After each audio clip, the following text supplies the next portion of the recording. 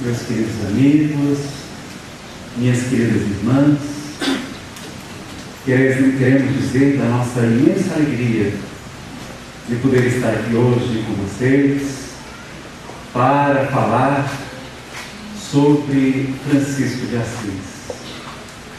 Mesmo sem ter qualquer título, qualquer autoridade, qualquer elevação moral para falar sobre a vida desse homem extraordinário, vamos pedir a Jesus que Ele nos ilumine, que Ele nos abençoe, porque se ainda não conseguimos seguir a Francisco, que possamos, pelo menos na noite de hoje, falar alguns minutos sobre o seu amor a Jesus. No dia 26 de setembro do distante ano de 1182, uma estrela da constelação do Cristo desce mais uma vez à Terra para nos dar o sublime testemunho de amor.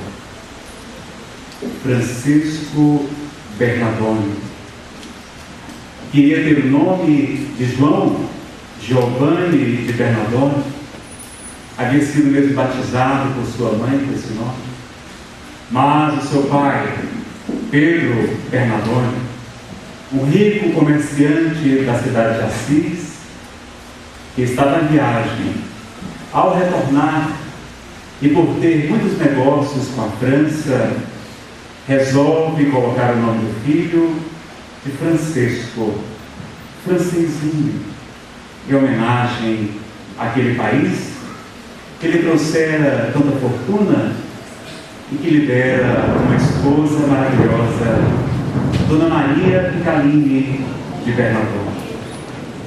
Francisco nasce, portanto, num lar muito nobre, cresce na vaidade do mundo, no luxo desmedido, verdadeiramente uma estróina, sempre alegre, sempre feliz, costumava pagar as contas das festas, dos bares, das tabernas, para os seus amigos, não porque desejasse ser superior aos outros, nem para vangloriar-se disso, mas porque sentia um grande prazer em agradar, em ser útil, em levar alegria a toda parte. Acalenta, como todos os outros jovens, o sonho de ser nobre, deseja tornar-se um cavaleiro, e em pouco tempo, como naquela época, as cidades encasteladas costumavam guerrear entre si, a cidade de Assis entra em conflito com a cidade vizinha, a Perúngia, e ele, com seus companheiros, junta-se para a grande batalha. Manda confeccionar uma armadura das mais belas, mas no momento de partirem, percebe que um dos colegas está sem armas, está sem armadura, e cede a sua, que era certamente a mais bela de todas, para o seu companheiro, utilizando-se de outra mais simples. É aprisionado, são vencidos na batalha, e depois de passar quase um ano preso na Perúngia, a sua família consegue pagar um resgate e trazê-lo de volta à cidade de Assis.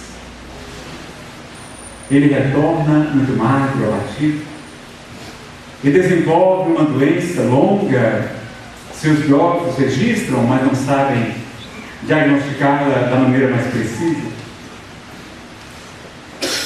Mas de Valdo Pereira Franco, no seminário sobre a vida do pobrezinho de Assis, nos diz que Francisco passou quase um ano acamado com depressão. E foi naquela noite escura de quase um ano que Francisco percebeu que não veio à Terra somente para as festas, para as alegrias, para a bebida, para estar com os amigos, para o luxo, mas que ele era verdadeiramente um emissário do Cristo. Iria viver o seu evangelho como jamais ninguém houvera vivido antes. E aquilo tudo que antes lhe trazia alegria, os sonhos de juventude perderam todo o encanto. não encontrava alegria ou prazer em qualquer coisa. E começou a refugiar-se nos bosques, nas matas, meditando. E um dia, estando numa igrejinha em ruínas, São Damião, diante da imagem bizantina de Jesus, um crucifixo bizantino, ele está em prece quando escuta uma frase que jamais esqueceria: Francisco, reconstrói minha igreja, que como tua vez está toda em ruínas. Ele fica em estado de choque. Ninguém sabe quanto tempo ele permaneceu ali parado, mas depois daquele dia nunca mais seria o mesmo. Havia escutado o primeiro chamado, porque mesmo após recuperar-se da doença, ainda tentou juntar-se aos seus amigos e combater contra a Públia. Mas a caminho na cidade de Spoleto, ele tem um sonho e escuta uma voz que jamais esqueceria: Francisco, o que é melhor, servir ao rei ou servir ao servo? Servir ao rei. Então por que tu insistes em servir ao servo? Senhor, o que queres que eu faça? Retorna a Assis. Lá eu te direi o que deves fazer. É quando ele retorna, cabisbaixo, estava doente, ardendo em febre.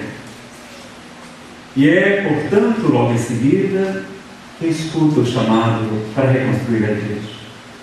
Ele, a princípio, não compreende a grandeza daquela missão e acredita que Jesus deseja que ele reconstrua a pequenina igreja de São Damião, que estava em ruínas.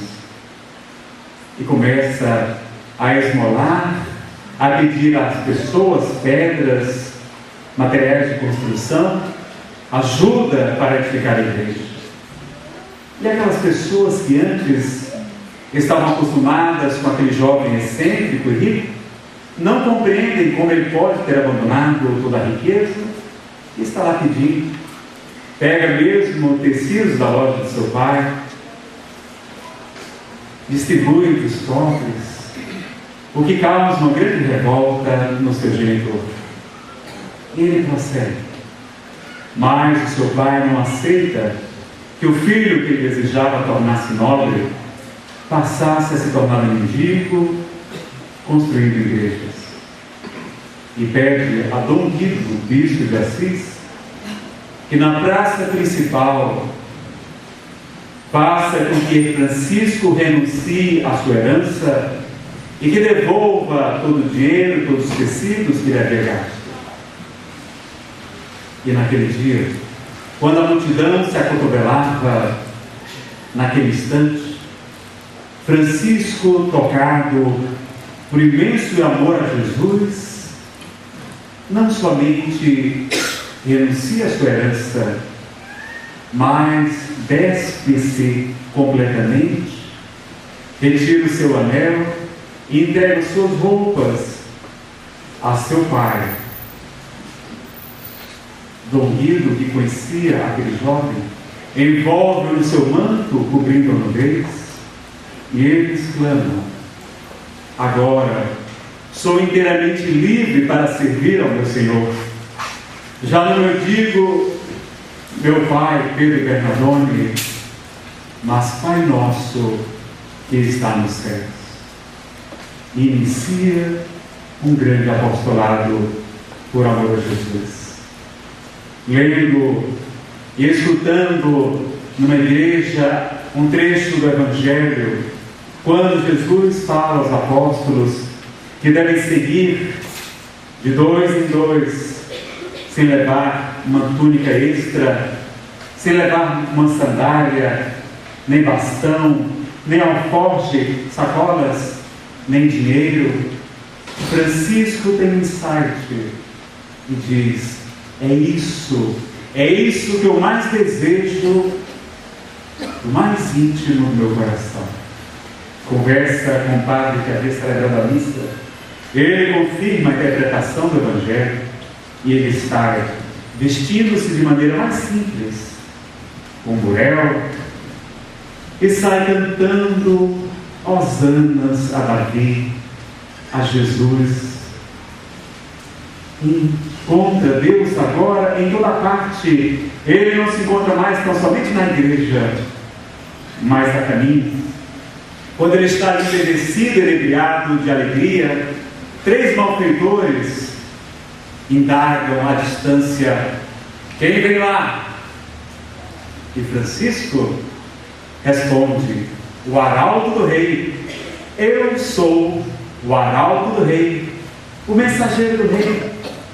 Quando os bandidos o encontram, diz: mas que rei miserável, que tem um arauto fajuto desses, deram-lhe uma surra e jogam-lhe numa cova cheia de neve.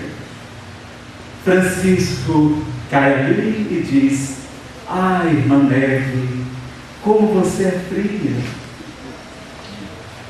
Tenta escalar, não consegue.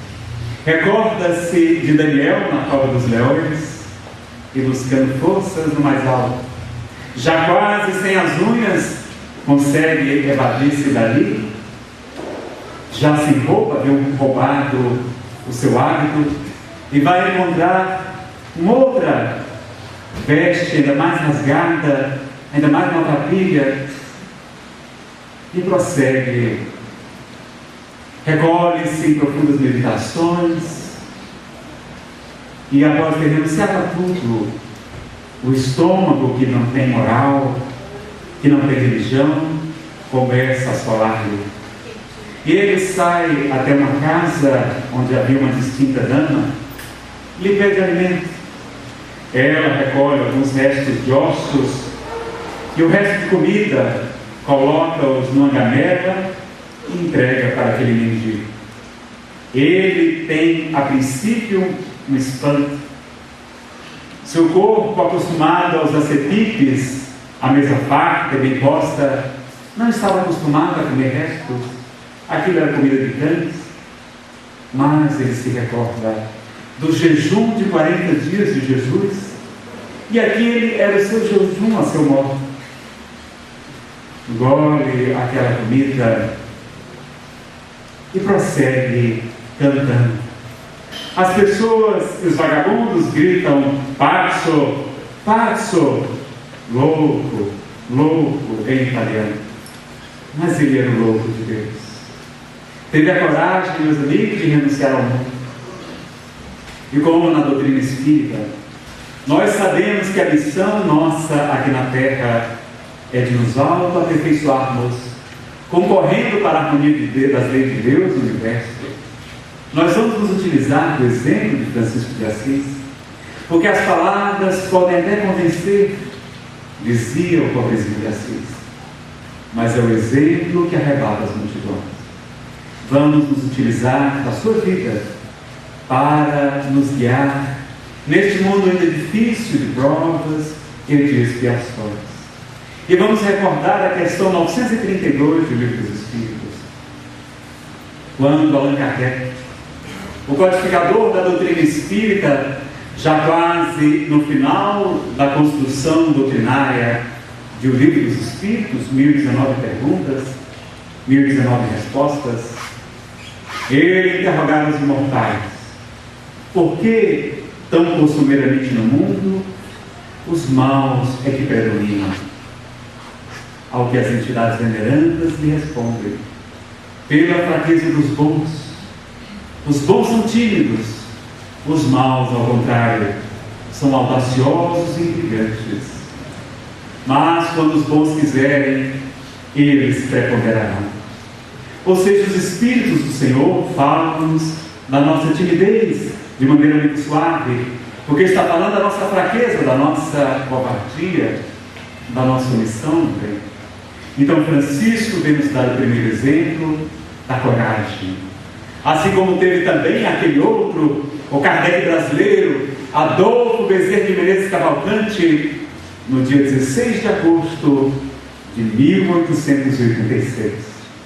Reunindo cerca de 2.000 pessoas no Salão da Guarda Velha, no Rio de Janeiro, médicos, políticos, intelectuais, fala elevadamente acerca da doutrina espírita e se declara de público espírita. Numa época onde as casas espíritas eram apedrejadas. Levanta-se Bezerra de Menezes na tribuna para defender a doutrina consoladora apresentada pela Allan Kardec. Então temos muito que aprender com Francisco, com Buda, com Gandhi, com Madre Teresa de Calcutá e com tantos outros, Chico Xavier, Eurípides Barçanufo, Bezerra de Menezes, a respeito da coragem dos amigos. Francisco ousa desafiar todas as regras e iniciar uma nova vida. Sabia que tinha um chamado pessoal e assim reconstrói a igreja de São Damião, a igreja consagrada a São Pedro e outra igrejinha pequenina, ela e o seu terreno, e por isso chamada de Porciúncula, a igreja de Santa Maria dos Anjos. E ele, assim, comove muitas pessoas, vai até as praças para falar, fala com o coração cheio de amor, é como uma chuva fina, fala de maneira suave, verdades duras, sem jamais ofender. Conhecia esse milagre, sabia como ninguém dirigir-se aos outros, com humildade. E quem poderia questionar aquele homem que havia renunciado a tudo por amor a Jesus? Mas Dom Guido se preocupa e diz: Francisco, você assim desmoraliza a igreja, pregando nesses trajes, Francisco. Mas assim era como meu Senhor pregava. Ele não tinha uma pedra de recostar a cabeça. Dom Guido meneia a cabeça. Não há verdadeiramente como sofismar a verdade de maneira honesta.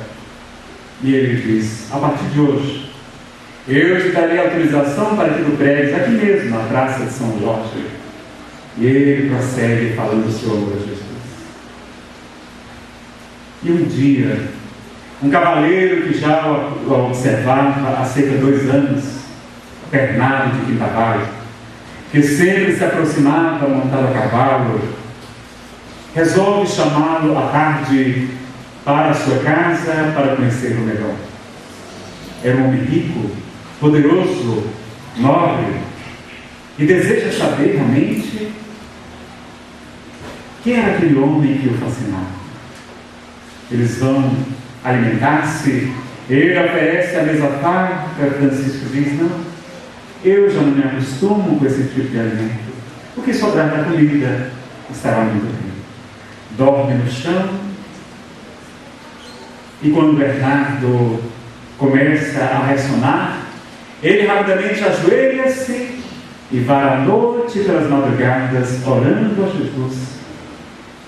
Bernardo, que fingia dormir, olha para aquele homem iluminado e diz: verdadeiramente este homem é de Deus. E na manhã seguinte ele diz: Francisco, o que deve fazer alguém que recebeu muitos bens de empréstimo do seu Senhor, que usufruiu muito até hoje? Deve restituí-los. Pois então desejo seguir-te, Francisco. Ele medita e diz: mas é uma missão muito difícil. Vamos amanhã na igreja consultar o Evangelho, ver o que Jesus quer de nós.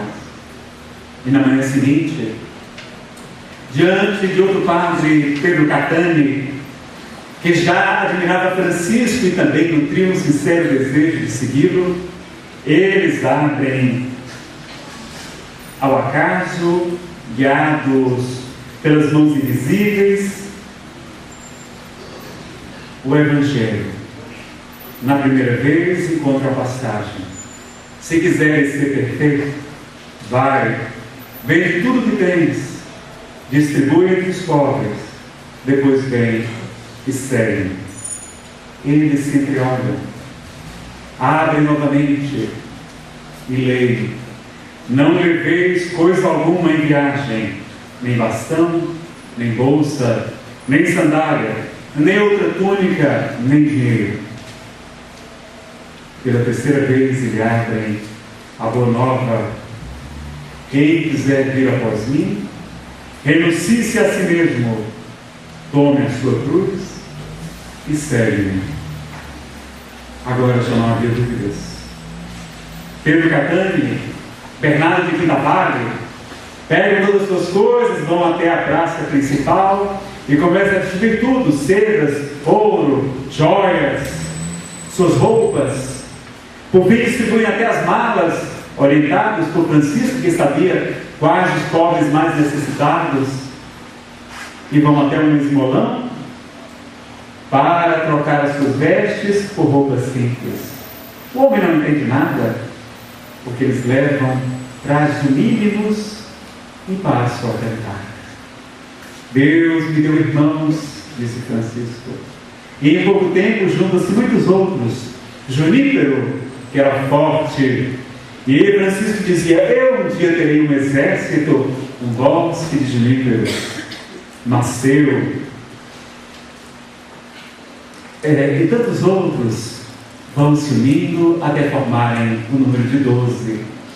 E eles pregam então o Evangelho, mas o padre Francisco, enfurecido, diz que ele não tem autorização, porque ele não é padre, não é cônego, não tem autorização para pregar o Evangelho. E é verdade. Francisco chama os seus irmãos e vão até Roma para pedir autorização ao Papa para fundar uma nova ordem, uma ordem baseada nas regras do Evangelho. Vão aqueles 12 homens simples, caminhando, chegam até a cidade encantadora, procuram a Basílica de São João de Latrão, a sede do papado, e lá eles entram extasiados. A simplicidade daqueles homens contrasta com toda a riqueza, toda a opulência. Era a igreja do Papa Inocêncio III, o Papa da sabedoria. A sua palavra destituía reis, nomeava imperadores. E Francisco entra furtivamente através das câmaras, antecâmaras, pré-câmaras, chega até a antessala papal. Ali era onde passavam os prelados, os guardas. Parece que ninguém o vê.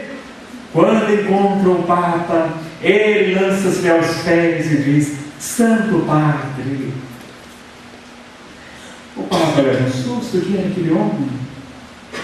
Ele diz: eu desejo falar-vos. E ele diz: meu filho, para falar comigo é necessário marcar uma audiência, porque eu sou um homem muito ocupado, meu filho. Mas se você marcar uma audiência, eu receberei. Mas não vai ser fácil. Mas era fácil para ele, porque ele estava a serviço do grande rei. Ele retorna para seus amigos que estavam lá, tristes, porque o Papa não os recebeu. Mas, pela providência divina, Dom Guido, bispo de Assis, se encontrava, coincidentemente, entre aspas, na cidade de Roma. E conhecendo o cardeal João, cardeal de São Paulo, que ele era amigo, intercede por Francisco e pelos seus companheiros, e o cardeal recebe-os no palácio principesco de sua moradia para observá-los. Fica encantado com aqueles homens que não sentam-se à mesa, que comem somente dos restos, que dormem no chão, e vai ter com Inocêncio III. Diz-lhes que o receba. Eles são o seu e o meu ideal. Porque ele nutria ainda os sonhos de infância, os sonhos da sua época mais próximas do Evangelho, da simplicidade, da pureza de corações. E o Papa os recebe, chama consistório, vários cardeais, eles com suas plumas, com as suas sedas púrpura, os sapatos de escarpão com fivelas de prata, o Papa sentado no trono de ouro, a coroa tríplice com pedras preciosas engastadas, e aqueles 12 homens pequeninos, pobres, entram temerosos na igreja, Francisco à frente deles. Eles travam um diálogo. Alguns cardeais, usando o sofisma, dizem que é impossível seguir o Evangelho ao pé da letra. Francisco então responde: então o Senhor mentiu. Ou o Senhor mentiu e o Senhor está certo, ou Jesus está certo e o Senhor está enganado. Prossegue o debate. Mas o Papa, que houvera tido um sonho, que houvera visto a Basílica de São João de Latrão em começar a ruir, e um monge pobre, frágil, com seu ombro sustentá-la, diz: Francisco, eu te concedo autorização, infunda a ordem dos frades menores. Ele sai feliz com seus amigos. Ele também que tivera tido um sonho, Francisco, de um sicômoro pequenino diante de outra árvore, de outro sicômoro gigantesco, e percebe o sicômoro grande curvar-se sobre o pequenino. Era a visão que ele tinha tido da igreja. Francisco, meus amigos, nos ensina, agora neste momento, outro ensinamento muito belo: a santa obediência. Ele que jamais criticou a igreja, ele que jamais criticou a riqueza, as pessoas ricas, ele que sempre saudava e abençoava todas as igrejas, louvava a Jesus em todas elas, porque sabia que cada um havia sido convocado para uma determinada missão. Ele, ao contrário, tinha um convite pessoal diferente para servir a Jesus. Então, ainda todos nós, quando diante das nossas diversidades, às vezes nos afastamos do movimento federativo, do movimento espírita, às vezes por causa de um modismo, daquelas novidades que vêm, que passam, por que não permanecermos juntos no mesmo ideal? Por que não estarmos juntos com o movimento federativo, que tem desempenhado um papel tão belo e tão bonito em toda parte? Que tenhamos sim as nossas diferenças, como tem na Igreja Católica, a Ordem Agostiniana, a Ordem Franciscana, as Irmãs Carmelitas, as Irmãs Clarissas, enfim, as várias ordens diferentes, mas todos, assim como nos disse há alguns anos a campanha da fraternidade da Igreja Católica, a unidade apesar da diversidade, estarmos juntos, unidos, obedientes ao nosso Senhor Jesus. Então Francisco veio nos trazer esse outro ensinamento da humildade e da obediência à Igreja, aos seus superiores.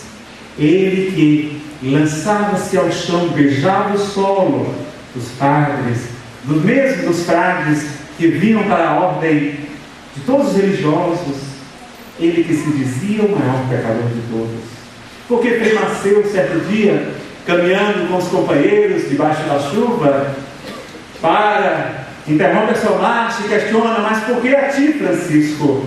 Por que tu, Francisco?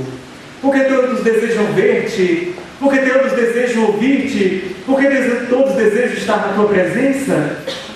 Porque tu não és homem belo de corpo ou de rosto, não és nobre, não és homem de grande ciência, nem rico, porque todos procuram a ti.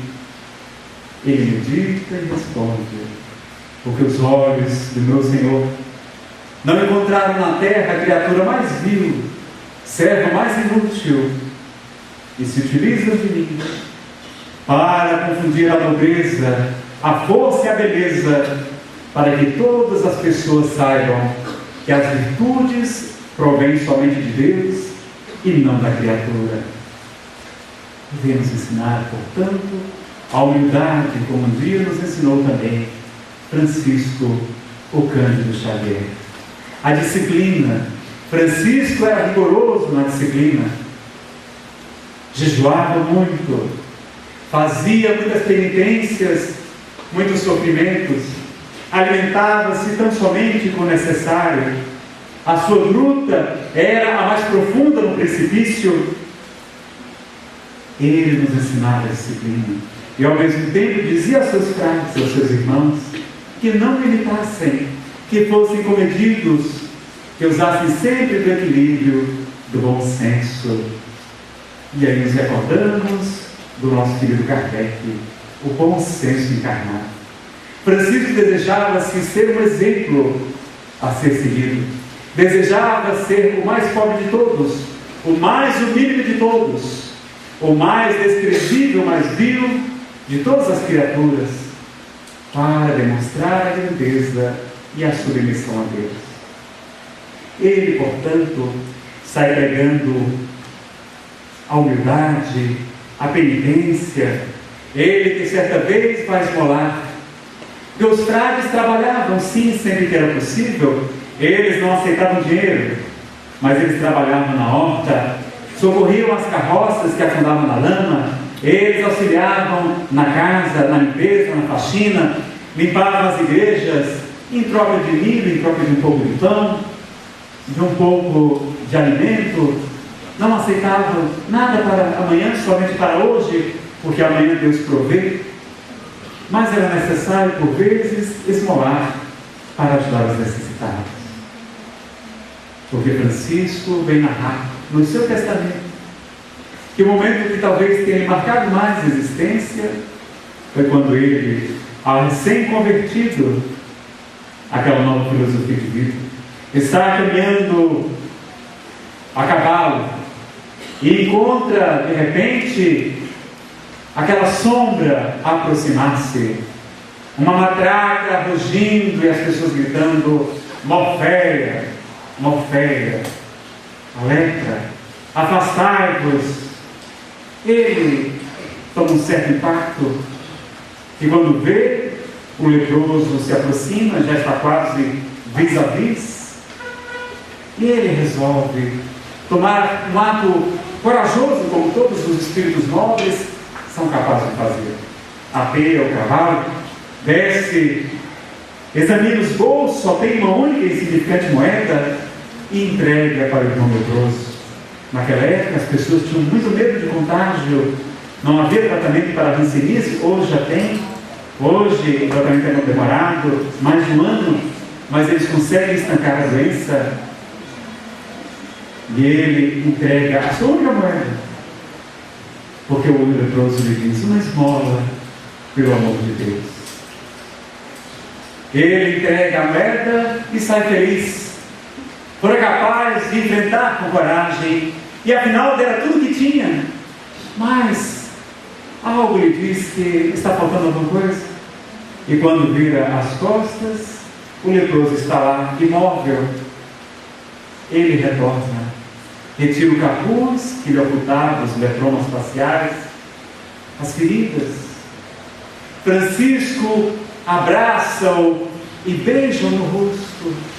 Sente a força do amplexo, não tendo mais o que doar, doa de si mesmo. E quando abre os olhos, ele percebe a imagem de Jesus. Sim, Francisco, sou eu.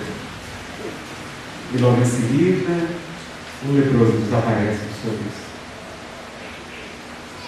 Então Francisco era aquele homem humilde, leproso, o enfermeiro dos leprosos, o penitente dos cárceres, era o trovador de Deus. E um dia, indo esmolar, pedir ajuda, um senhor muito rico, quando vê aquele mendigo de mãos estendidas, cospe-lhe as mãos. Francisco não se abala e responde: meu Senhor, muito obrigado. Isto verdadeiramente é o que eu mereço. Mas será que o Senhor, por amor para Jesus, não tem uma esmola para os nossos irmãos leprosos? E o homem se comove com tanta humildade, com tanta mansidão. Francisco foi esse homem, meus amigos, que com seu exemplo nos deixou 200.000 seguidores em sua época, diz o Espírito Emmanuel, no livro Ao Caminho da Luz, pela psicografia de Francisco Cândido Xavier. Seus irmãos saíram, portanto, a pregar o Evangelho, a falar da dama pobreza, porque Francisco havia dito a eles: que ele havia casado com a dama mais bela e mais detestada de toda a cidade de Assis. E eles perguntam: mas quem é Francisco? Nós conhecemos todas as moças de Assis? E ele lhes diz que ele era casado com a dama pobreza.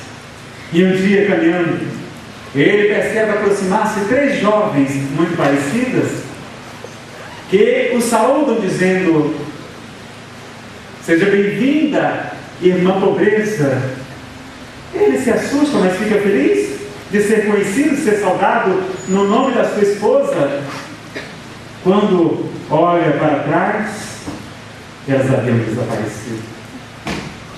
E ele intimamente percebe que eram as 3 irmãs com quem ele se casara: a pobreza, a obediência e a castidade. As 3 irmãs, mas a qual a mais excelente era a dama pobreza, que faz com que o homem seja verdadeiramente livre. O desapego que pregava Jesus, Buda, 600 anos antes do Cristo, que dizia que a maior causa do sofrimento é a ignorância e o apego. E Jesus, que nos mostrou o seu exemplo máximo de renúncia a tudo, às pessoas, à própria vida, que nos dá em holocausto por amor à humanidade, dizendo que maior amor não há do que este, do que aquele que dá a sua vida pelos seus irmãos. A riqueza, meus amigos, não é algo pecaminoso.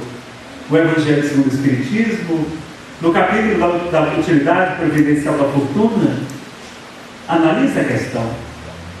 E os Espíritos do Senhor nos esclarecem que a riqueza é fruto do trabalho, e sendo o trabalho uma lei de Deus, ela é portanto abençoada, que o homem de bem deve utilizar-se dela para gerar empregos, dar salários, promover o progresso. Mas nos adverte também que a riqueza é uma prova muito dura, porque ela exacerba o nosso orgulho e o nosso egoísmo. E aí nós vamos nos recordar de Jesus, que falava no Sermão do Montanha, naquela tarde inesquecível, quando ele sentado sobre uma rocha, fala do poema mais belo que a humanidade jamais houver escutado. Inicia falando das felicidades, das bem-aventuranças, iniciando com a humildade. Bem-aventurados os pobres de espírito, ou seja, os pobres de orgulho, porque eles herdarão o reino de Deus. E termina lá no finalzinho do Sermão do Monte falando: mas ai de vós, ricos, porque já tendes a vossa recompensa, porque experimentareis provação. Ai de vós que rides agora, porque chorareis e experimentareis o pranto. Ai de vós que estáis fartos, porque experimentareis a fome e as necessidades. Diz mais tarde que é mais fácil um camelo passar pelo buraco de uma agulha do que o rico entrar no reino de Deus. Isso provocou muitos problemas na Idade Média. A riqueza, o dinheiro chegou a ser considerado pecado. O próprio Paulo dizia que o dinheiro é o esterco do demônio. Mas com a lucidez que a doutrina espírita nos traz, nós podemos compreender de uma maneira um pouco diferente essas passagens que nos advertem, sim, que nos chamam a atenção para a prática da caridade, para a prática do desapego, do amor. Quando Jesus, em outra passagem, encontra com o mancebo rico, que lhe pergunta: mestre, o que devo fazer para ganhar a vida eterna? E Jesus lhe responde: observai os mandamentos. E quais são eles? Jesus nos repete, e o jovem responde: eu os tenho observado desde a minha juventude. E Jesus lhe diz: faze isto e viverás. Meus amigos, se nós fizermos 10 mandamentos, louvemos a Deus, já estamos no bom caminho. Se fizermos 10% que nos ensina o Evangelho de Jesus, louvemos ao Senhor, porque estamos evoluindo de maneira prodigiosa. Porque os Espíritos vêm nos dizer que estamos ainda no mundo de provas, expiações, que estamos espíritos imperfeitos, em aprendizado, somos crianças na infância espiritual. Compreendemos, portanto, esse primeiro estágio que devemos buscar. E Jesus acrescenta um outro momento: mas, se quiser ser perfeito, como Francisco de Assis, como Buda, como Gandhi, como Madre Teresa, como Francisco de Xavier, deram exemplos também de perfeição, apesar de não ter ainda a perfeição absoluta. Ele nos diz: se quiseres ser perfeito, vai, vende tudo que tens, distribui entre os pobres, renuncia-te a ti mesmo, vem e segue. Ou seja, renunciar ao nosso ego, ao nosso personalismo, a pensar somente em nós mesmos. Então o Espiritismo vem nos trazer mais esclarecimentos para compreender que é importante aquele exemplo como Cristo fez, como Francisco fizera, de modo arrebatador, para contrastar com a regra geral do mundo, para compreendermos a importância de suas palavras, para que elas não passassem e jamais passarão. Então Francisco nos convida também ao desapego, à renúncia, porque só assim seremos verdadeiramente livres. Ele adorava os animais, via Deus em toda a natureza. Ele que tinha os olhos puros, acostumava a olhar as coisas e lembrar de Deus em toda parte. Ele via nas árvores e lembrava da imagem da cruz. Olhava para as pedras e recordava-se do Cristo que dissera que era a pedra angular que havia sido rejeitada pelos homens. Quando via as rosas, as flores, ele se recordava da providência divina. Quando o Cristo de Deus falava: olhai os lírios do campo, eles não tecem nem fiam, e eu vos digo em verdade que nem mesmo Salomão em toda a sua glória jamais se vestiu como um deles. Se o Pai veste assim a erva que hoje nasce e amanhã mesmo será lançada ao fogo, quanto mais a vós, que são seus filhos amados, homens de pequenina fé.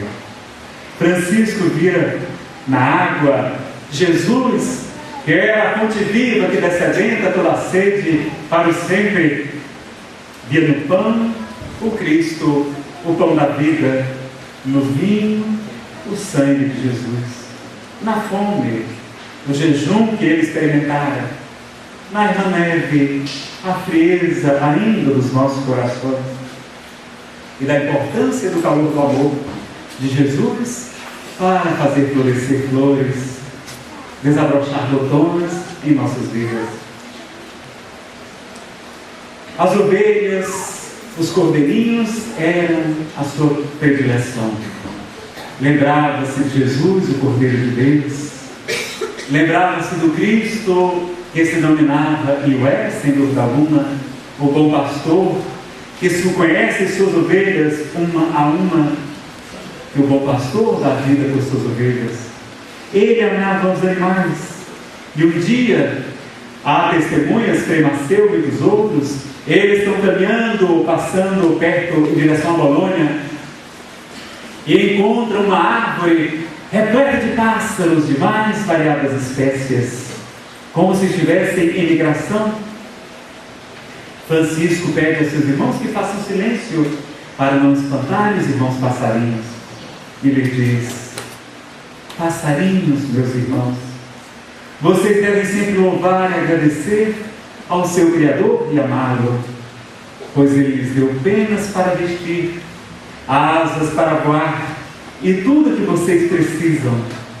Deus lhe deu um bom lugar para morar entre todas as suas criaturas e lhes permite morar na pureza do ar.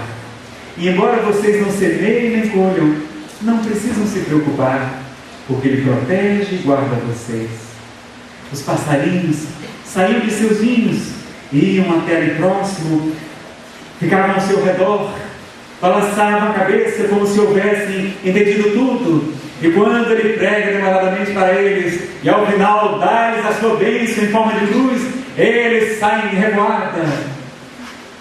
e ensinam a grande liberdade do desapego, da pobreza, da confiança irrestrita em Deus. Francisco teve vários exemplos da providência divina. Ele também, em vários momentos, não somente o lobo de Gúbio, que aquele animal feroz que atacava as pessoas, os aldeões, os animais, as pessoas. Francisco vai até a floresta, as pessoas seguiam atrás com muito medo. Ele fala com firmeza ao irmão lobo, que faz um pacto com ele, promete alimentá-lo e pede para que ele seja manso. O lobo, até o fim de sua vida, vive na cidade de Gúbio, passando de casa em casa, recebendo alimento, lembrando a figura do santo de Assis. O rouxinol, o trovador, que Francisco e Frei Leão estavam juntos, ele começa a cantar alternadamente com o rouxinol, louvando a Deus. Quando em determinado momento Francisco cansa-se, lhe diz ao irmão Leão, o irmão rouxinol me venceu no louvor a Deus. Quando para, o pássaro se aproxima, vem até o seu aconchego e diz a Frei Leão, dê-nos alimento para o nosso irmão rouxinol, porque ele merece muito mais do que eu. E assim procede.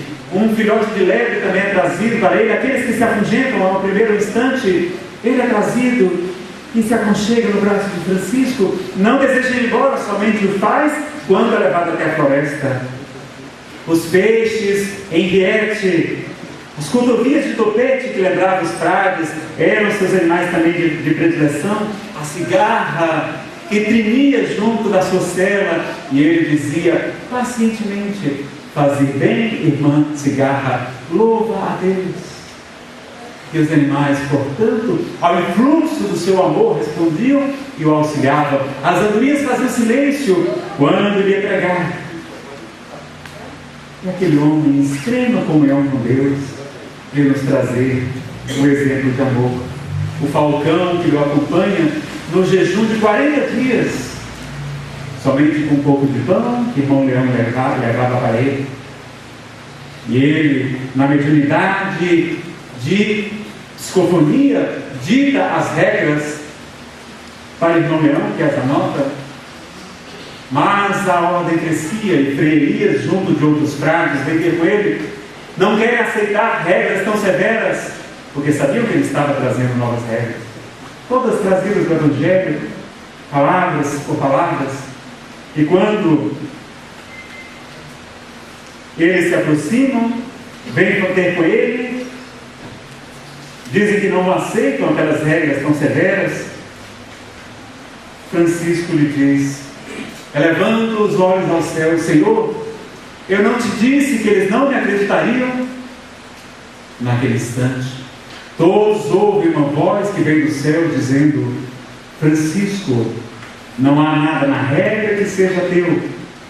Tudo que está ali me pertence, e eu desejo que ela seja observada letra por letra. Eu sei até onde desejam ajudar os homens e até onde vai a fraqueza destes. Aqueles que não quiserem segui-la, que deixem a ordem. Os frades saem assombrados no fenômeno de voz direta que nós poderíamos estudar à luz do livro dos médiuns, porque Francisco era médium também de efeitos físicos. Provocou inúmeras curas. Havia o caso muito célebre entre os muitos, um leproso que os frades auxiliavam, que era extremamente rebelde, que blasfemava, que pronunciava injúrias contra o Senhor, que reclamava de tudo, apesar do desvelo dos frades para consigo. E Francisco chega diante dele e diz: meu amigo, em que posso ajudar? Eu irei servi-lo pessoalmente. Ele reclama dos odores pútridos, do mau cheiro das carnes em apodrecimento. Francisco enxuga-lhe, banha o seu corpo em chagas, coloca perfumes, alimenta-o pessoalmente, e diante de toda aquela humildade, tanto amor, aquele doente percebe que está equivocado e se transforma. É a primeira cura pública, sim, e notável E as pessoas começam a elogiar Francisco, chamar de santo, ele santo de Assis. Ele chora envergonhado e refugia-se, porque jamais aceitou qualquer glória humana. E apesar de tantos sofrimentos, tantas dores, tantas dificuldades, ele era a alegria em pessoa. Era a característica mais marcante de Francisco, era a alegria. Era o trovador de Deus, com o seu canto, com a sua humildade, mas com a liberdade, com a certeza de estar cumprindo a sua missão. Ele estava sempre perante Deus. E um dia, depois de pedir, de ir para o deserto, desejando visitar os lugares por onde o nosso Senhor passou, ele encontra, e desejando falar ao sultão para impedir as cruzadas, nós estávamos na época das cruzadas, ele encontra com o sultão Malek el-Kamel, e ele é preso, ele e seu companheiro são torturados, batidos, eles estão felizes. E Francisco começa a gritar: sultão, sultão. E os homens levam aquele mendigo esquisito até o sultão. E ele, que falava também francês, se encanta com Francisco, com a sua coragem, com a sua humildade. Ele dá um salvo-conduto para que ele pudesse visitar as terras santas e pede que Francisco mande um frade também para trazer-lhe a salvação, e que espera até o fim de sua vida, quando recebe mais tarde. Francisco visita a Terra Santa, a Galileia, Belém, vai depois em Grétio construir o presépio, reconstituir o nascimento de Jesus na simplicidade, junto do boi, junto do asno, a humildade e a pobreza do menino Jesus. E ele, infelizmente, na viagem, adquire uma doença, o tracoma, doença contagiosa nos olhos, que fazia-o sangrar, que impedia a sua visão, e que se arrastava pelo corpo. E o único tratamento, o médico trazido pelo cardeal Ugolino, que se tornaria o seu protetor, o seu novo pai, já que o seu pai o houvera abandonado. O único tratamento para aquela doença era pegar-se um ferro em brasas, ligeiramente curvo, e queimar dos olhos até quase as orelhas. Francisco submete-se ao tratamento. E na praça central, diante de Dom Guido, diante de seus companheiros, vê aquele instrumento ser colocado no fogo, ficar em brasas vivas. E quando ele se aproxima, ou queria apagar seus olhos, diminuir muito a visão até o fim de sua vida, Francisco não chora, não reclama, não abjura o nome de Jesus, mas ao contrário, diz as seguintes palavras: Benevoluto fratello foco. Bem-vindo, irmão foco. Por favor, seja gentil comigo. Eu sempre o tratei tão bem. Enquanto tem seus olhos queimados por aquele instrumento, Francisco canta as virtudes do fogo, canta as qualidades daquele instrumento, canta ao Altíssimo, ao irmão Sol, às irmãs abelhas, aos irmãos passarinhos, e ele jamais desvia de novo. Porque só quem conhece Jesus, meus amigos, pode amar assim. Ele agora tinha os olhos cada vez mais abertos para o mundo espiritual. Já é considerado santo, já está sendo levado de uma parte para outra, ele muito doente, o fígado, o baço, o estômago, tudo muito aumentado. E ele, no final de sua vida, no ano de 1224, para nós concluirmos, ele vai até o Monte Alverne, seguido de seus amigos, pede somente a Frilion para acompanhar-lhe e ficar distante. E naqueles momentos onde ele se entregava às orações, ao êxtase, em que se elevava a Deus, ele pede: Senhor Jesus, duas graças eu te peço antes da minha morte, que eu possa sentir na alma e no corpo toda a dor que tu, Senhor, experimentaste no momento do Calvário.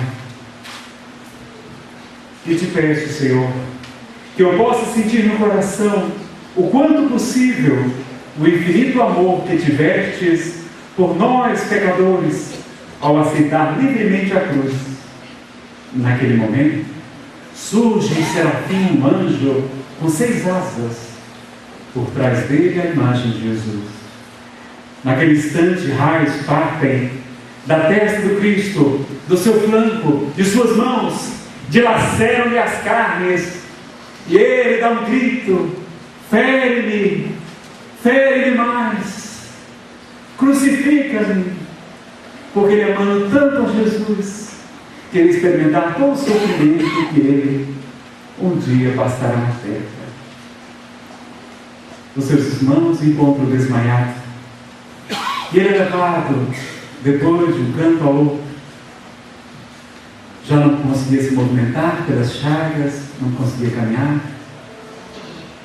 e pede, no dia da sua morte, que lhe é anunciado, que tragam Frei Ângelo e Frei Leão, para que lhe venham lhe cantar a irmã morte.